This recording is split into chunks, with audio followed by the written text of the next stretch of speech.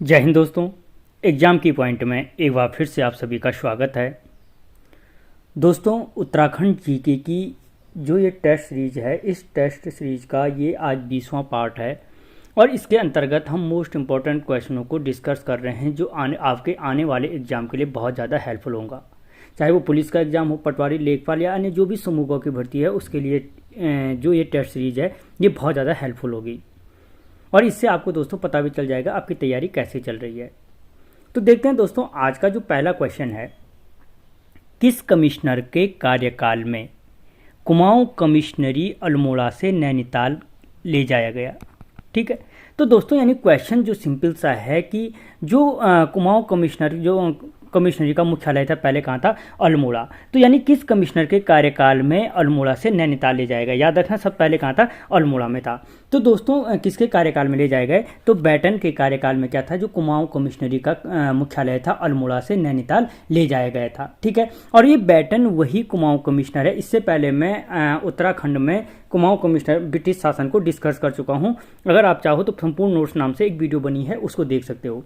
तो दोस्तों यहाँ पे जो बैटन का कार्यकाल था, अगर पूछा जाए कुमाऊं कमिश्नरी का जो स्वर्णकाल कहा जाता है, ठीक है, स्वर्णिम काल कहा जाता है, वो बैटन के कार्यकाल को कहा जाता है। कुमाऊं कमिश्नरी का स्वर्णिम काल बैटन के कार्यकाल को कहा जाता है। ठीक है, और इसने क्या किया था, गंगा, अगर कभी पूछा जाए गंगा नहर का कार्य किस कुमाऊं कमिश्नर के कार्यकाल में पूरा हुआ था, तो बैटन के कार्यकाल में ही हुआ था। और जो 20 साल बंदोबस्त है, प्रथम 20 साल के लिए जो बंदोबस्त किया था, वो बंदोबस्त भी किसने कराया था, तो दोस्तों याद रखना, जो 20 साल बंदोबस्त था वो किसने कराया था, बैटन ने कराया था। ठीक है दोस्तों, एक क्वेश्चन के साथ लगभग 3-4 क्वेश्चन एक्स्ट्रा हैं। अगला क्वेश्चन, निम्नलिखित में से किस स्थान के शवाधान मंडलाकार थे। तो दोस्तों जो क्या था, मलारी गांव से जो समाधान प्राप्त हुए थे वो क्या थे, उनका आकार क्या था, मंडलाकार था। ठीक है, कहाँ पे है, नीति घाटी चमोली में स्थित है। कहाँ पे है ये जो मलारी गांव है, नीति घाटी चमोली में स्थित है। कहाँ पे मिला था, चमोली में। और किसके द्वारा अगुवाई में खुदाई की गई थी, तो शिव प्रसाद डबराल के अगुवाई में यहाँ पे क्या की गई थी, खुदाई की गई थी। ठीक है, किसने की थी, HNB गढ़वाल यूनिवर्सिटी ने। ठीक है, अगला क्वेश्चन, गोरखा शासन में जो कानून गो कहलाता था, दोस्तों जो कानून गो का पद था वो कहाँ से निकला था, गोरखा प्रशासन से।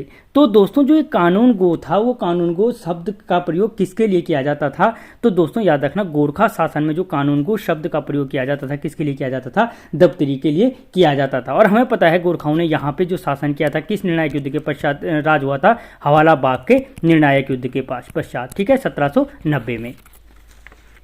अगला क्वेश्चन, तालेश्वर ताम्रपत्र में किस भाषा का प्रयोग किया गया। दोस्तों जो तालेश्वर ताम्रपत्र है, किस वंश से संबंधित है, पौरव वंश से संबंधित है। ठीक है, और दोस्तों जो पौरव वंश से संबंधित तालेश्वर ताम्रपत्र है, उस ताम्रपत्र में किस भाषा का प्रयोग किया गया था, तो दोस्तों याद रखना, किसका किया गया था, संस्कृत भाषा का प्रयोग किया गया था। और अगर लिपि पूछी जाए तो कौन सी लिपि का प्रयोग किया गया था, तो गुप्त ब्राही लिपि का प्रयोग किया गया था। किसका, गुप्त ब्राही लिपि का प्रयोग किया गया था, किसमें, तालेश्वर ताम्रपत्र में। ठीक है, और किस वंश की जानकारी देती है, तो पौरव वंश की जानकारी देती है। अगला क्वेश्चन, कुमाऊं में बालिका शिक्षा की शुरुआत कब हुई थी। तो दोस्तों जो कुमाऊं में बालिका शिक्षा की शुरुआत की गई थी 1867 में की गई थी। कब की गई थी, 1867 में। अगला क्वेश्चन, उत्तरकाशी जनपद कितने जनपदों की सीमा को छूता है। ठीक है, यानी दोस्तों जो उत्तरकाशी जनपद है वो कितने जनपदों को छूता है, तो दोस्तों याद रखना, किसको, कितने जनपदों को, 4 जनपदों को छूता है। और जनपद याद रखने जरूरी है, कौन कौन से हैं, देहरादून, टिहरी, ठीक है, रुद्रप्रयाग और चमोली। या दोस्तों ये क्वेश्चन इसी तरीके से पूछा जा सकता है कि उत्तरकाशी जनपद निम्न में से किस जनपद की सीमा को नहीं छूता है, और यहाँ पे चमोली के स्थान पे दे देगा क्या, पौड़ी। ठीक है, या कोई भी अन्य जगह दे देगा, बागेश्वर ये जगह दे देगा। तो दोस्तों किसको नहीं छूता है, तो फिर इस तरीके से हम इसको एडजस्ट कर सकते हैं। अगला क्वेश्चन, पांडुकेश्वर ताम्रपत्र।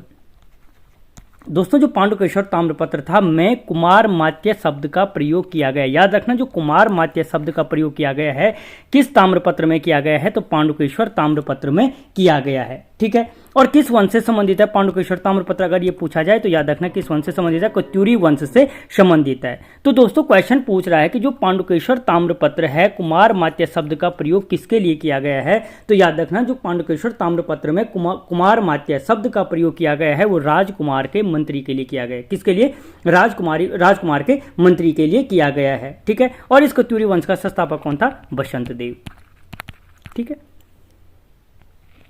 अगला क्वेश्चन, देहरादून को गढ़वाल मंडल में कब शामिल किया गया था। तो दोस्तों जो देहरादून को गढ़वाल मंडल में शामिल किया गया था, कब किया गया था, 1975 में किया गया था। जबकि 1825 में इसे क्या किया गया था, कुमाऊं मंडल में शामिल किया गया था। कहाँ किया गया था, कुमाऊं मंडल में शामिल किया गया था, जिसको अन्य सैनिक नगर बोलो, वन नगर बोलो, द्रोण घाटी बोलो। ठीक है, अन्य नामों से क्या किया जाता है, इस देहरादून जनपद को जाना जाता है। ठीक है, अगला क्वेश्चन, किस प्रयाग का प्राचीन नाम कंडाशु है। तो दोस्तों जो कंडाशु है, किस प्रयाग का प्राचीन नाम क्या था, कंडाशु था। तो दोस्तों किसका था, नंद प्रयाग का प्राचीन नाम क्या था, कंडाशु था। और दोस्तों जो नंद प्रयाग है किस नदी के संगम पे है, अलकनंदा और नंदाकिनी के। ठीक है, अलकनंदा और किसके है, नंदाकिनी के संगम पर स्थित है। ठीक है, और दोस्तों जो ये नंदाकिनी है वो निकलती कहाँ से है, तो त्रिशूल पर्वत के नंद घूंटी से निकलती है। कहाँ से, त्रिशूल पर्वत के नंद घूंटी से निकलती है। अगला क्वेश्चन, फूलों की घाटी को राष्ट्रीय उद्यान कब घोषित किया गया। दोस्तों जो फूलों की घाटी है उसको जो राष्ट्रीय उद्यान घोषित किया गया था 1982 में किया गया था। कब किया गया था, 1982 में। ठीक है, और कहाँ पे स्थित है, तो चमोली जनपद में स्थित है। किसने इसकी खोज की थी, तो दोस्तों फ्रैंक स्माइथ ने क्या की थी, इसकी खोज की थी। और किसमें इसका वर्णन किया था, तो द वैली ऑफ फ्लावर अपनी पुस्तक में इसकी क्या किया था, वर्णन किया था। यहाँ से जो मोस्ट इंपॉर्टेंट क्वेश्चन बन सकता है कि इसको यूनेस्को की विश्व धरोहर सूची में कब शामिल किया गया था, तो दोस्तों आंसर हो जाएगा कब शामिल किया गया था, 14 जुलाई 2005 को। कब किया गया, जो 14 जुलाई 2005 को इसको यूनेस्को की विश्व धरोहर सूची में शामिल किया गया था। और स्कंद पुराण में इसी को नंदन कानन के नाम से पुकारा गया है। ठीक है, किस पुराण में, स्कंद पुराण में। अगला क्वेश्चन, रामायण उत्सव को यूनेस्को की धरोहर सूची में कब शामिल किया गया। दोस्तों जो रामायण उत्सव है उस रामायण उत्सव को यूनेस्को की धरोहर सूची में कब शामिल किया गया, तो 2009 को किया गया। और पर्टिकुलर डेट पूछे तो याद रखना 2 अक्टूबर 2009 को क्या किया गया था, रामायण उत्सव को यूनेस्को की विश्व धरोहर सूची में शामिल किया गया था। अभी किसी पेपर में एक क्वेश्चन आया था कि किस गांव का प्रमुख है, तो चमोली के जो सलूड़ गांव है, सलूड़ गांव का जो रामायण उत्सव है वो क्या है, प्रसिद्ध है। ठीक है, कितने दिन तक चलता है, तो 11 से 13 दिन तक क्या चलता है, इस रामायण उत्सव का आयोजन किया जाता है। और अगर पूछा जाए किस माह में किया जाता है, तो दोस्तों अप्रैल माह में क्या होता है, इस रामायण उत्सव का आयोजन किया जाता है। ठीक है, अगला क्वेश्चन, नीले कमल पुष्पों के लिए उत्तराखंड का प्रसिद्ध ताल है। दोस्तों जो नीले कमल पुष्प हैं, पुष्पों के लिए उत्तराखंड का जो प्रसिद्ध ताल है वो कौन सा ताल है, तो बासुकी ताल है। ठीक है, कौन सा ताल है, बासुकी ताल। और दोस्तों अगर कभी पूछा जाए उत्तराखंड का लाल पानी वाला ताल कौन सा है, तो लाल पानी वाला ताल भी कौन सा है, बासुकी ताल। ठीक है, जबकि जो लाल मछलियों के लिए प्रसिद्ध ताल है वो कौन सा है, दोस्तों रुद्रप्रयाग जनपद में है, अभी ध्यान नहीं आ रहा, मयाली के लगभग जो ब्लॉक है वहाँ ऊपर है वो। ठीक है, तो उसके ऊपर है। जबकि जो बासुकी ताल है वो क्या है, रुद्रप्रयाग जनपद में स्थित है। बुकों में टिहरी भी मिलता है क्योंकि केदारनाथ के ऊपर है, और केदारनाथ के ऊपर है तो रुद्रप्रयाग और टिहरी की सीमा पर स्थित है। ठीक है, अगला क्वेश्चन, कमलेंदुमती शाह द्वारा रचित कविता संग्रह है। तो दोस्तों जो कमलेंदुमती शाह हैं उनके द्वारा रचित कविता संग्रह क्या है, जीवन ज्योति। यानी अगर पूछा जाए कि जीवन ज्योति कविता संग्रह किसके द्वारा रचित है, तो कमलेंदुमती शाह के द्वारा रचित है। ठीक है, और दोस्तों जो माई इम्प्रेशन ऑफ कुमाऊं, इनकी जो अगली पुस्तक है क्या है, my impression of Kumaon, my impression of Kumaon. तो अगर पूछा जाए कि माई इम्प्रेशन ऑफ कुमाऊं पुस्तक के लेखक कौन है, तो वो भी कौन है, कमलेंदुमती शाह हैं। ठीक है, और 1958 में इन्हें क्या दिया गया था, पद्म विभूषण से सम्मानित किया गया था। किसको, कमलेंदुमती शाह को।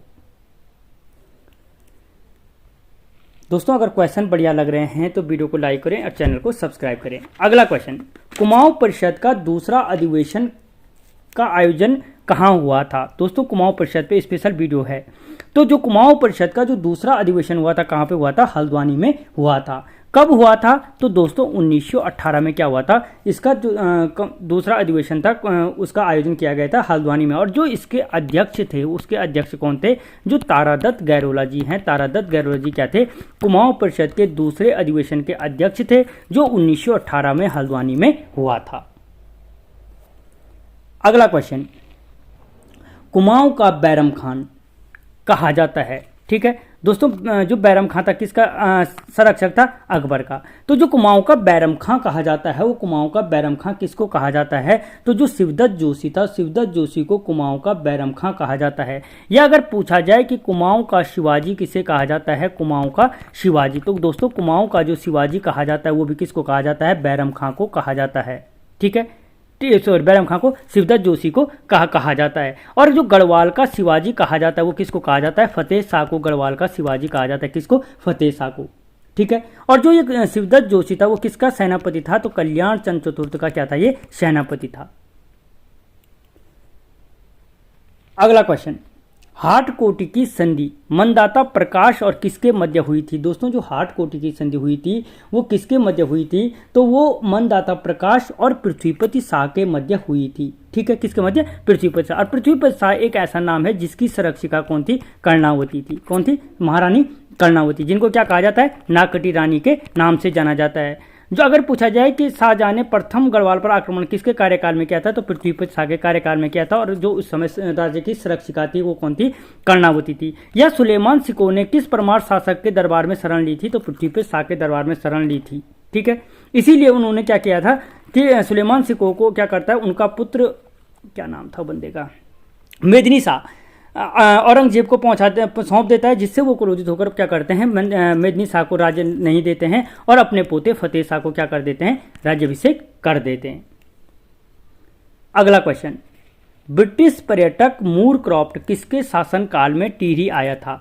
तो दोस्तों जो ब्रिटिश पर्यटक मूरक्रॉफ्ट था वो किसके कार्यकाल में आया था? तो सुदर्शन शाह के कार्यकाल में आया था।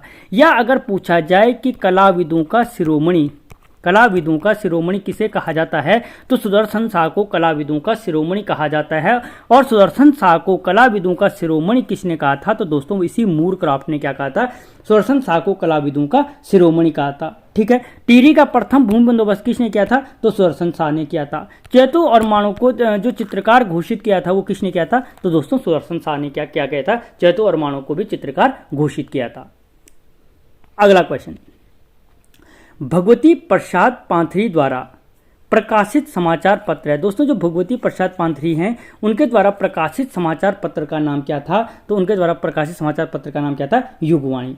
ठीक है, क्या था? युगवाणी। और युगवाणी का जो संपादन किया गया था, कब किया गया था? तो 1947 में किया गया था। और कहाँ से किया गया था? तो दोस्तों याद रखना, देहरादून जनपद से किया गया था। कहाँ से किया गया था? देहरादून का जनपद से। जबकि अगर हम बात करें, ठीक है, किया गया था 1947 में देहरादून से।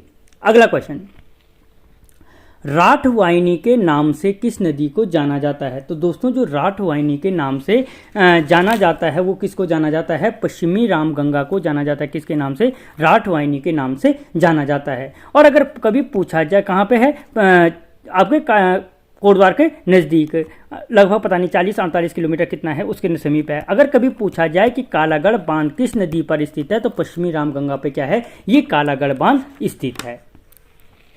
अगला क्वेश्चन, कौन सी जनजाति दीपावली को शोक पर्व के रूप में मनाती है? तो दोस्तों जो दीपावली को शोक पर्व के रूप में मनाती है वो जनजाति है कौन सी? थारू जनजाति। ठीक है, थारू जनजाति, जो क्या है उत्तराखंड की सबसे बड़ी जनजाति भी कौन सी है? थारू जनजाति है। ठीक है, और होली के अवसर पर जो थारू लोग होते हैं वो कौन सा नृत्य करते हैं? अगर पूछा जाए तो कि जो या क्या करते हैं? खिचड़ी नृत्य करते हैं। या पूछा जाए कि होली के अवसर पर खिचड़ी नृत्य कौन सी जनजाति करती है? तो आंसर हो जाएगा थारू जनजाति करती है। कौन सी जनजाति? थारू जनजाति। तो दोस्तों ऑफिशियल यहाँ पे लगभग 20 क्वेश्चन थे और लगभग हम यहाँ पे 50 से 60 क्वेश्चनों को इस 14-15 मिनट के वीडियो में देख चुके हैं। आपको वीडियो कैसा लगा मुझे कमेंट बॉक्स में बताना। मिलता हूँ अगले वीडियो में, तब तक जय हिंद।